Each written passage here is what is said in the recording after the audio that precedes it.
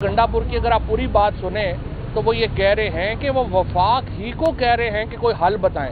ख्वाजा आसिफ साहब जो हैं, जो पाकिस्तान के डिफेंस मिनिस्टर हैं, आपने कभी उनकी कोई टेररिज्म के ऊपर कोई संजीदा गुफ्तगू सुनी है? पाकिस्तान का डिफेंस मिनिस्टर हर वक्त सियासत पे बात करता है। कभी आपने उनसे नहीं, जो लोग शहीद हो रहे हैं रोज़ाना, कभी आपने इस हुकूमत से इनसे कोई संजीदा बात सुनी है कि इसके इंसिडेंट्स का तदारुक कैसे करना है? तो टेम्परेचर नीचे लाने चाहिए। गवर्नर रूल का सोचना भी नहीं चाहिए। खैबर पख्तूनख्वा में, पाकिस्तान में हर टुकड़े के हर कोने पे नायब वज़ीर-ए-आज़म बैठा हुआ है। बाहर के मुल्कों से जो मुज़ाकरात करने हैं वो वफाक ही का इख्तियार है। हम एक फेडरेशन है। लेकिन अली अमीन गंडापुर की अगर आप पूरी बात सुने तो वो ये कह रहे हैं कि वो वफाक ही को कह रहे हैं कि कोई हल बताएं। देखिए, वहाँ रोज़ लोग शहीद हो रहे हैं, वहाँ रोज़ फौज के लोग शहीद हो रहे हैं, वहाँ पे जो पख्तूनख्वा के लोग शहीद हो रहे हैं। खुद हमारे यहाँ पे आपके सामने है कि टेररिज्म किस तरह से पूरे पाकिस्तान में वापस आ गया है। सो अली अमीन गंडापुर ये कह रहे हैं कि मुझे आप कोई हल भी बताए ना। अगर आप कहते हैं कि हमने अफगानिस्तान से भी मुज़ाकरात नहीं करने हैं, आपके पास, आपने देखा होगा कि ख्वाजा आसिफ साहब जो हैं, जो पाकिस्तान के डिफेंस मिनिस्टर हैं, आपने कभी उनकी कोई टेररिज्म के ऊपर कोई संजीदा गुफ्तगू सुनी है?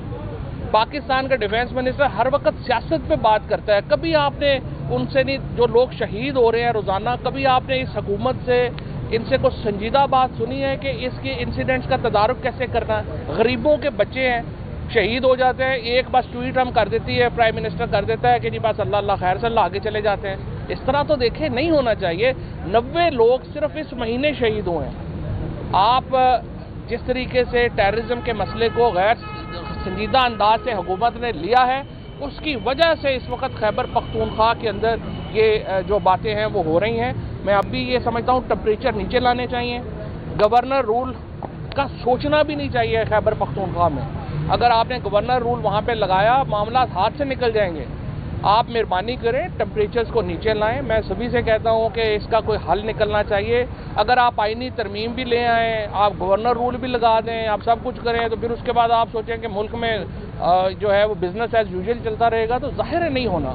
तो टेम्परेचर नीचे लाना सबकी जिम्मेदारी है। ये बताइए, आप सीनियर कानूनदान हैं और आईनी तरमीम आ रही है, इसमें जो बात की जा रही है अध्यक्ष की, आपकी उसके पास क्या इजलास है? कितने लोगों का अध्यक्ष किया गया? देखिए ना, जो सामने जिनको किया गया था, पहले गुजरात के हमारे एमएनए जो रियाज को जो है उनको पहले उठाया गया, उसके बाद असलम घुमन साहब को उठाया गया, फिर फतियाना साहब को थ्रेट किए गए, 7 बलोच को 4 दिन से जो है वो उठाया हुआ है, फिर अबीर सुल्तान आपके सामने इतने दिन जो है उनको जेल में रखा गया, फिर महबूब सुल्तान साहब को थ्रेट किए गए।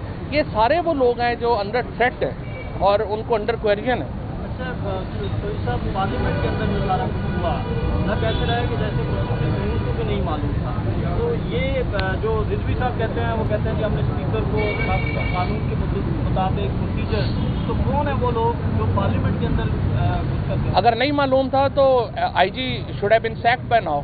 आईजी को घर भेजना चाहिए था अब तक ना। कुछ ना कुछ तो देखे ना, दाल में कुछ काला तो है ना।